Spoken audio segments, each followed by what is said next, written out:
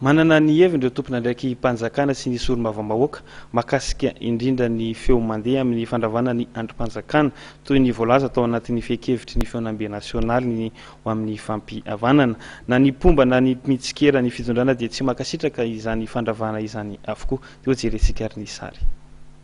ravana ny androm-panjakana izy ianao dia ny valiny fotsiny dia tsotra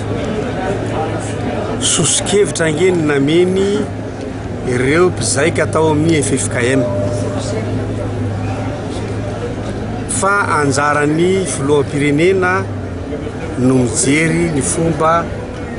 azo anamboaran'izany raha isy fa ny zavatra fantatritsika dia zao mbola averiko indray mandeha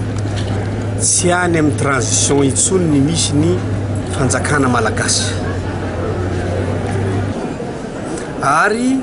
mbola averiko eto indray koa fa tany tandalana Madagasikara ary ireo olo voafidy moa dia efa voafidy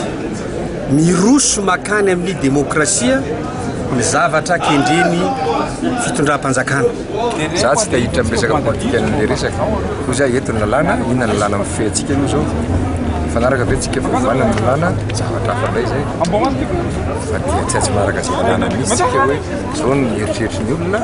mety misy maneritreritry hafa fa dia ny lalàna ihany tsy mampanina zany reny hoe amin'ny mahevitra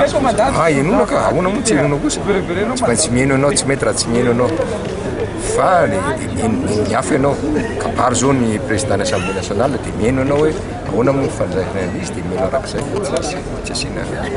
fa tsy hoetiny amin'ilay raha zay zany tsy manao any amin'ilay analyse politique an'ilay izy satria mifandona amin'ilay lalàna ilay zavatra azo atao tsy maintsy mifanaraka amin'ny lalàna inona ny lalàm-panorenantsika inona ny texte réglementaire manaraka an'izay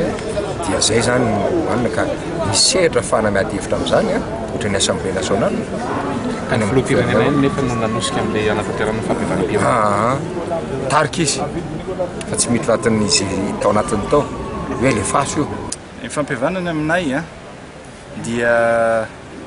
le légitimité n'le olona manao azy mihitsiny anticonstitutionnel ny zavatra natao teny ary olona 4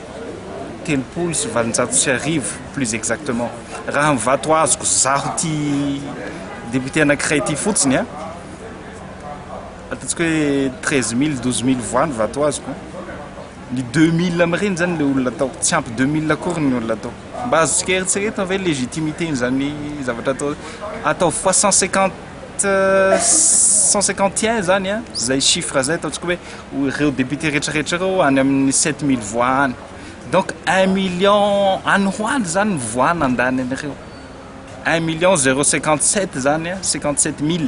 na le 7 000 fotsiny raha fa tsy mitovy amin'ilay olona atao mba jerevindreo le légitimité ny zavatra atao